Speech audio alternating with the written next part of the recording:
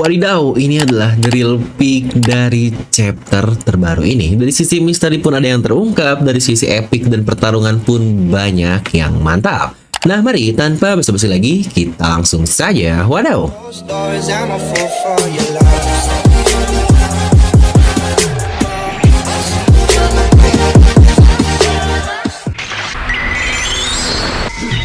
Nah akhirnya nih setelah melewati 1 minggu libur yang kerasa panjang banget karena kita memang berada di penghujung masa pemilu nih. Kemarin 14 Februari yang sebelum-sebelumnya buka sosmed tuh rasanya malas banget karena niatnya nyari hiburan, nyari jokes, komenan orang-orangnya pasti balik lagi ke capres-capres lain, jadi malah misu satu sama lain. Yang akhirnya sekarang sudah beres lah ya, pilihan gak akan bisa diubah. Ayo buat kemarin yang udah nyoblos coba komen di kolom komentar ya. Tapi lagi-lagi ini nyoblos pemilu guys, bukan nyoblos yang lain mentang-mentang hari Valentine yang dasar nih kalian ini.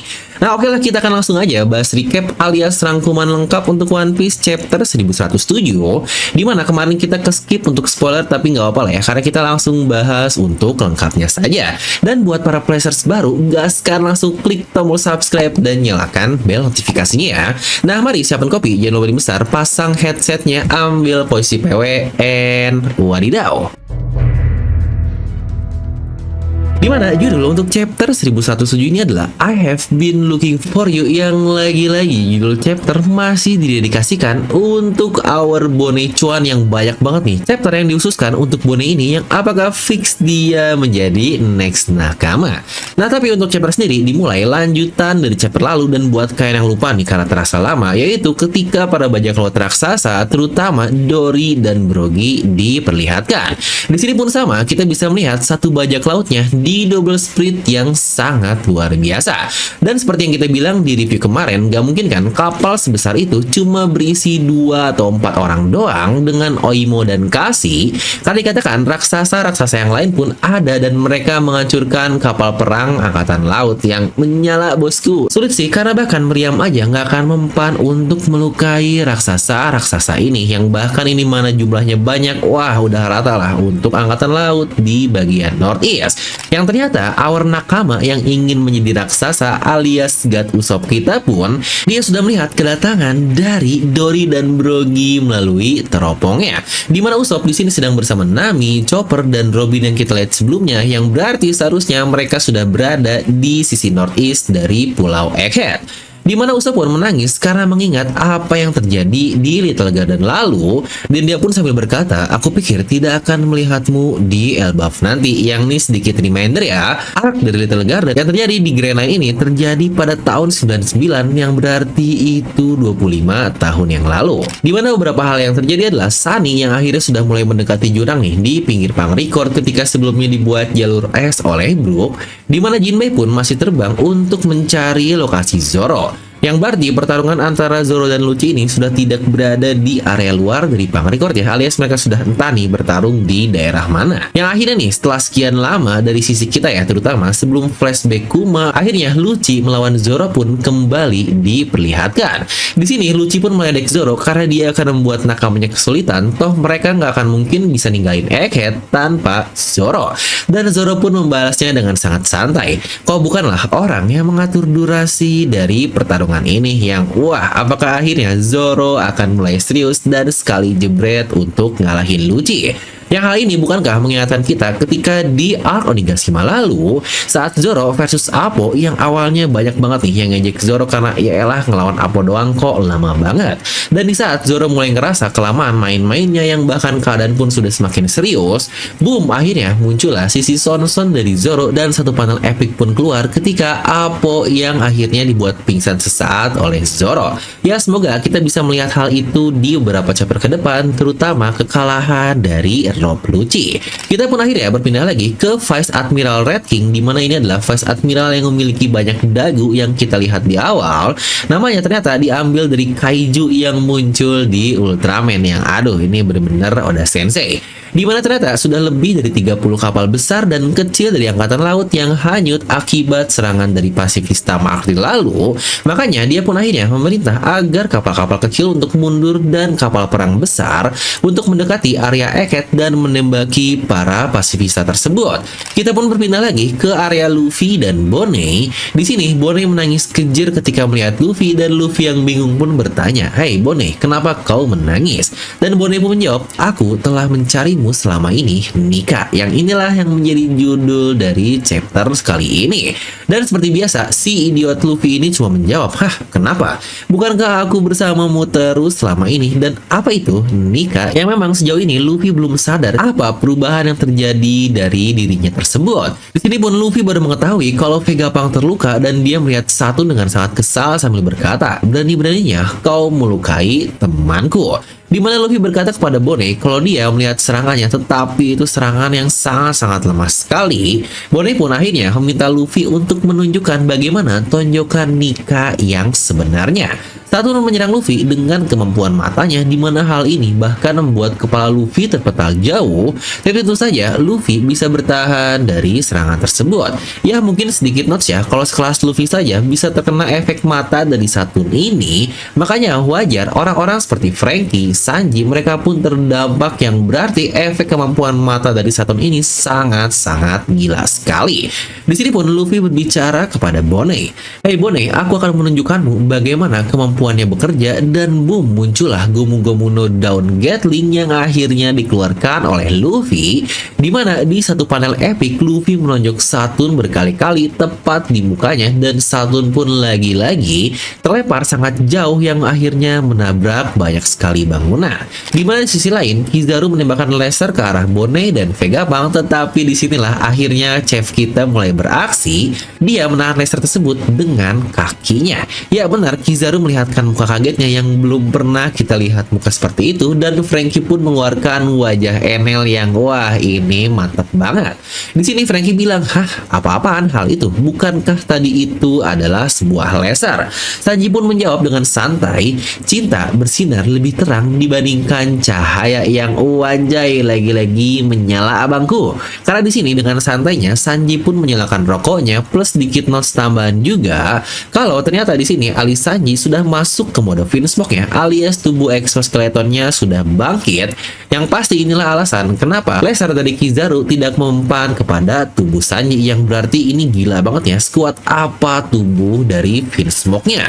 Yang lucunya di sini Kizaru menjawab, "Jika cinta bekerja seperti itu, maka di dunia ini tidak dibutuhkan yang namanya fisika." Yang aduh, jawaban yang nice banget. Dimana Franky, Bonney, Kuma, dan Atlas pun terbang ke arah pesisir duluan, dimana Vegapunk menolak untuk bergerak karena dari pengetahuan medis yang dia ketahui, dia akan mati kalau asal bergerak. Yang dari kata-kata ini seharusnya sudah hampir pasti ya kalau Vegapunk tidak akan mati. Dimana Sanji dan Luffy pun akhirnya tag team untuk menghentikan Kizaru, yang siap-siap nih untuk stok Sanji pasti bakal naik dan stok Luffy bakal turun karena harus tag team. Dimana sisi lain, Saturn pasca tertonjok oleh Luffy, dia berada dalam puing-puing yang kaget karena ternyata ada seseorang lain yang muncul di hadapannya, dan ternyata dia adalah Katarina Devon dan Van Augur. Iya, benar, inilah bajak laut Kurohige yang kita lihat tempo hari. Di sini Devon pun berkata, "Kemampuan apa ya ini? Sangat menarik sekali. Aku bahkan tidak pernah mendengar sebuah kasus di mana seorang dari Gorosei sampai turun sendiri ke daratan."